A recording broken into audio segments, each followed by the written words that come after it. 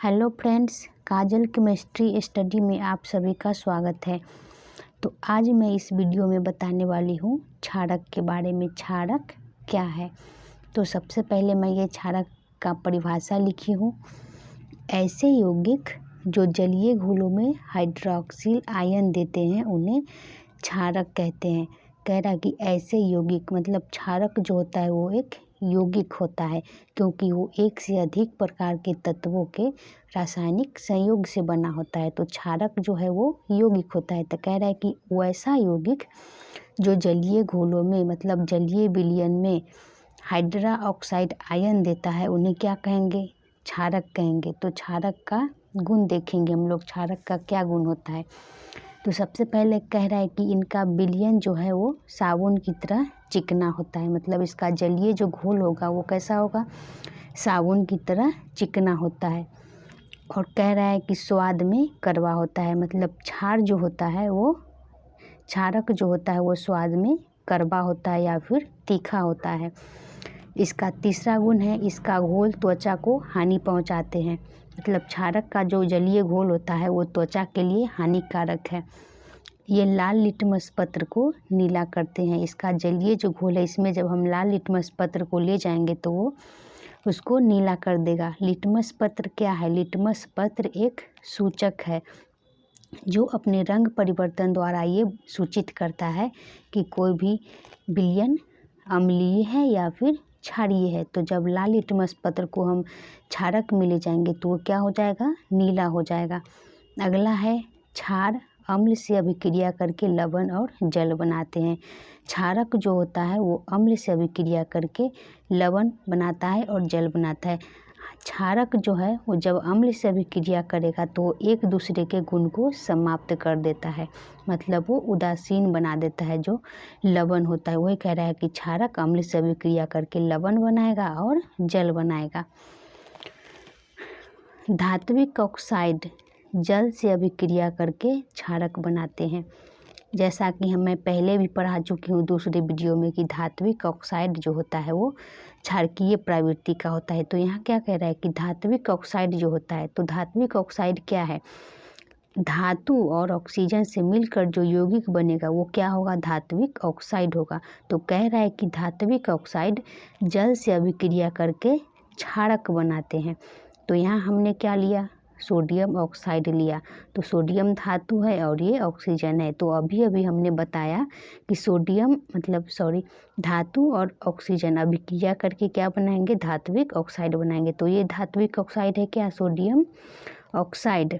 और ये जल से जब अभिक्रिया करेगा तो बनेगा क्या? सोडियम हाइड्रा ऑक्साइड, जो कि एक क्षारक है। वैसा ही दूसरा उदाहरण हमने लिया पोटेशियम ऑक्साइड का। ये भी एक धात्विक ऑक्साइड है। जब धात्विक ऑक्साइड को जल से अभिक्रिया कराएंगे तो बनेगा क्या? क्षारक बन जाएगा। तो हमने पोटेशियम ऑक्साइड को जल से अभिक्रिया कराया तो बना क्या? Potassium hydra oxide.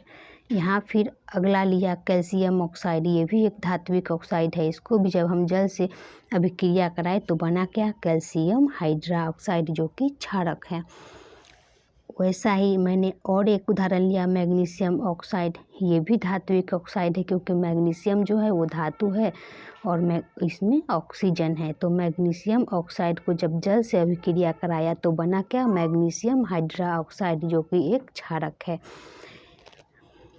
आगे कह रहा है कि इन सारे हाइड्रा ऑक्साइड के जलीय विलयन लाल लिटमस पत्र को नीला कर देता है। यहाँ जितना भी हमने उदाहरण देखा, ये sodium hydra oxide, potassium hydra oxide, calcium hydra oxide और मैग्नीशियम हाइड्रा ऑक्साइड, ये सारा क्या है? क्षारक है। जब हम इसके जलीय घोल में लाल लिटमस पत्र को ले जाएंगे तो वो क्या होगा? नीला हो जाएगा। इससे भी ये सिद्ध होता है कि ये सारा जो जलीय विलयन है वो क्या है? क्षारक है। क्योंकि लिटमस पत्र का लाल हो जाना, लाल से नीला हो जाना, ये दर्शाता है कि वो विलयन जो है वो क्या है? क्षारक है।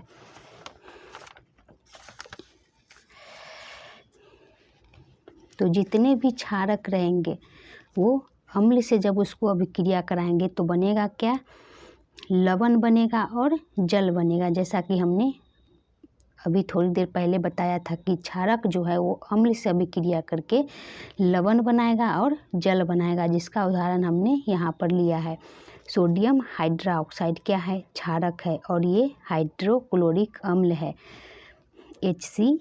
जब क्षारक और अम्ल को एक दूसरे से अभिक्रिया कराएंगे तो बनेगा क्या? लवण। ये सोडियम क्लोराइड जो बना NaCl ये लवण है और बनेगा क्या? जल बनेगा। तो क्षार और अम्ल अभिक्रिया करके लवण बनाएगा और जल बनाएगा। वैसा ही दूसरा उदाहरण हमने लिया है कैल्शियम हाइड्रोक्साइड, ये भी एक क्षारक है। और नाइट्रिक अम्ल HNO3, नाइट्रिक अम्ल का सूत्र होता है HNO3। तो जब हम क्षारक को अम्ल से यहाँ भी अभिक्रिया कराए तो यहाँ भी बना क्या? लवण बना और जल बना। ये जो बना कैल्शियम नाइट्रेट ये लवण है।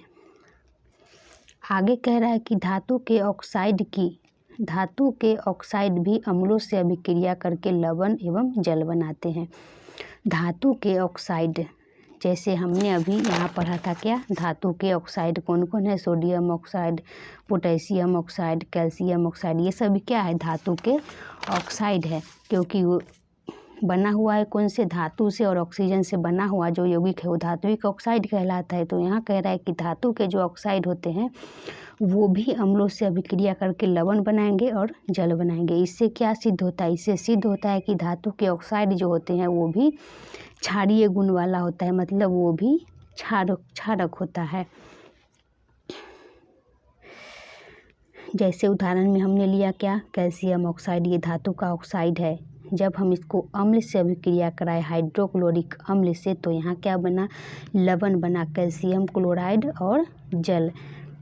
अगला है अमोनियम हाइड्रोक्साइड। तो अमोनियम क्या है? ये धातु नहीं है, लेकिन धातु के समान आचरण करने वाला ही एक तत्व है, यौगिक है सॉरी। तो अमोनियम हाइड्रोक्साइड जो है ये धातु नहीं, धात्विक ऑक्साइड नहीं है, ये धातु के समान ही आचरण करने वाला दूसरा यौगिक है। तो कह रहा है कि ये भी जब अम्ल से अभिक्रिया कराएंगे इसको भी तो ये क्या बनाएगा? लवण बनाएगा और जल बनाएगा। लवण क्या है? NH4Cl।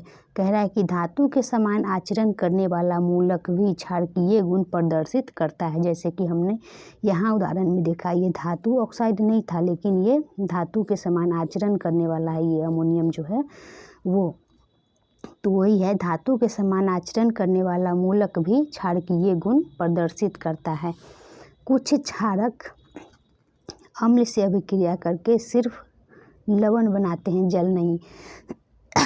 कह रहा है कि कुछ जो क्षारक होते हैं वो अम्ल से जब उसको अभिक्रिया कराएंगे तो वो सिर्फ लवण बनाएगा, जल नहीं बनाएगा। अभी अभी हमने पढ़ा कि अम्ल क्षारक एक दूसरे से अभिक्रिया करके लवण बनाते हैं और जल बनाते हैं, लेकिन कुछ क्षारक ऐसे भी होते हैं जो अम्ल से अभिक्रिया करके सिर्फ लवण बनाएंगे, जल नहीं बनाएंगे।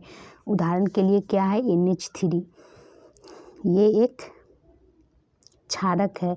जब इसको हम हाइड्रोक्लोरिक अम्ल से अभिक्रिया कराएंगे तो ये सिर्फ लवण बनेगा, जल नहीं बनेगा। अमोनिया NH3 अमोनिया का सूत्र है। तो अमोनिया को जब हम हाइड्रोक्लोरिक अम्ल से अभिक्रिया कराएंगे तो बनेगा अमोनियम क्लोराइड, ये सिर्फ लवण बनेगा, यहाँ पर जल नहीं बनेगा। कुछ ऐसे भी क्षारक होते हैं। अब क्षारक के प्रकार देख लेते हैं। क्षारक के प्रकार, क्षारक जो है वो दो प्रकार का होता है, एक है जल में विलय और दूसरा है जल में अविलय, जो कि मैं इसको डिटेल में मैं अगले वीडियो में लेकर आऊँगी, नहीं तो बहुत लंबा हो जाएगा। ठीक है, ओके।